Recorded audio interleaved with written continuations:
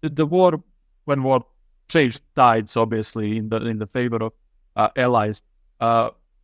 Obviously, from our standpoint, we can look at it and say this is where they turn, then this is where they will win, because we know that historically. But they didn't know if they were going to win.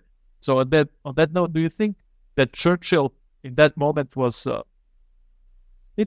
pressure kind of levied a little bit, or was he on that pressure of warfare till 1945 basically? Well, in military terms, of course, by the summer of 44, he wasn't really in the driving seat anymore. America was the senior partner in the Allied alliance, and certainly by the D-Day landings, obviously you've got an American Allied Supreme Commander. The bulk of the armies are American. So certainly by the summer of 44, Churchill's influence on the war was beginning to wane.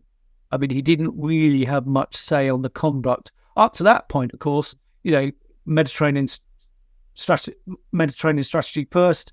That was his. Obviously, clearing the access out of North Africa. I mean, he was really responsible for that. But of course, he lost influence with the fact that Italy turned into a bit of a dead end. The fighting there didn't really go anywhere.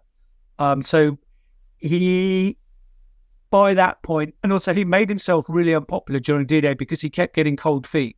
Obviously, he had the memory of Gallipoli during the First World War, when the landings in the Dardanelles had gone horribly wrong. And certainly for D-Day, he began to fret that there would be a bloodbath. I mean, no one knew that it would go as well as it did. I mean, that's, bit of hindsight, it's quite remarkable. So the Allies thought they were going to get 10 times the amount of casualties they did on D-Day, which, so they didn't reach all their objectives on the day, but they got a good foothold that pretty much they were going to lose.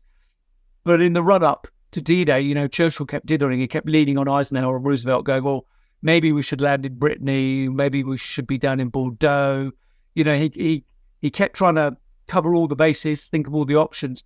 But that made him increasingly unpopular because, of course, the Allies had given an undertaking to Stalin that they would land in northern France. The operation had been being planned for years, down to the finest detail. So to have then Churchill keep mucking around with the plan, it made him very unpopular. He also, quite remarkably, with the landings in the south of France, he didn't want them to take place because obviously they'd diverted divisions from Italy to take part in D-Day, and then for the Riviera landings they did exactly the same. So they kept weakening the Allied effort in Italy, and Churchill did not want the Riviera landings to take place, so he actually threatened to resign. He threatened Eisenhower and said, I might have to step down if you go ahead with this landing. Well, Eisenhower quite rightly pointed out, but you gave an undertaking to Stalin that we would do this, that the second front would be a two-pronged attack in France, and we've given this. And also, of course, everything by that point was in place. All the troops had been gathered, all the shipping. So I certainly say August 44.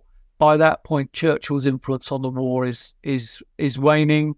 Afterwards, of course, there was much debate on whether the Western Allies should have got to Berlin first or not, but there simply wasn't the political will to do that. And also, of course, the amount of bloodletting that was required to take Berlin, Soviet losses were absolutely enormous when they took it in April. So, in answer to your question, I think he was mindful of what was going to happen, but the level of influence he had was waning.